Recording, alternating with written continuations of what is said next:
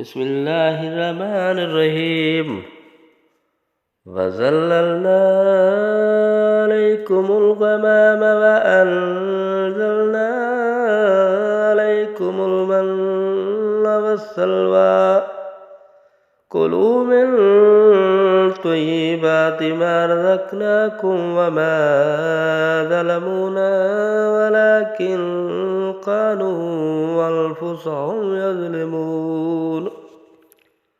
اور ہم نے تم کو بادل کا سایہ عطا کیا، تم پر من و سلوہ نازل کیا اور کہا کہ جو پکیزہ رزق ہم نے تمہیں بخشا ہے شوق سے کھاؤ، اور یہ نافرمانیاں کر کے انہوں نے ہمارا کچھ نہیں بگاڑا بلکہ وہ خود اپنی جانوں پر ظلم کرتے رہے۔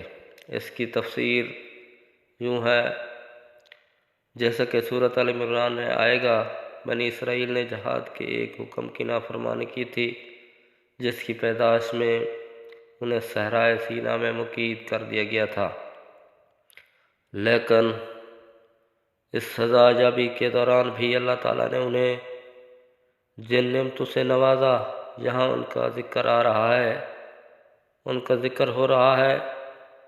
صحرا میں چونکہ کوئی چھت ان کے سروں پر نہیں تھی، اسی لیے ان کو دھوپ کی تمازت سے بچنے کے لیے اللہ تعالیٰ نے غیب سے یہ انتظام فرمایا کہ ایک بادل ان پر مسلسل سایہ کیے رہتا تھا۔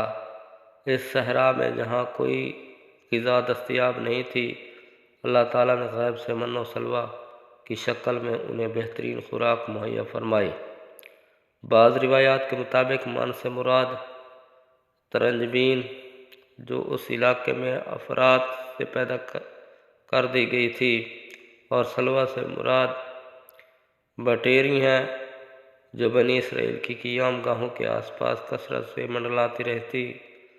کوئی انہیں پکڑنا چاہتا تو وہ بالکل مزاحمت نہیں کرتی تھیں۔ بنی اسرائیل نے ان تمام نعمتوں کی بری طرح ناقدری کی اور اسی طرح خود اپنی جانوں پر ظلم کیا۔ صدق اللہ العلی العظیم۔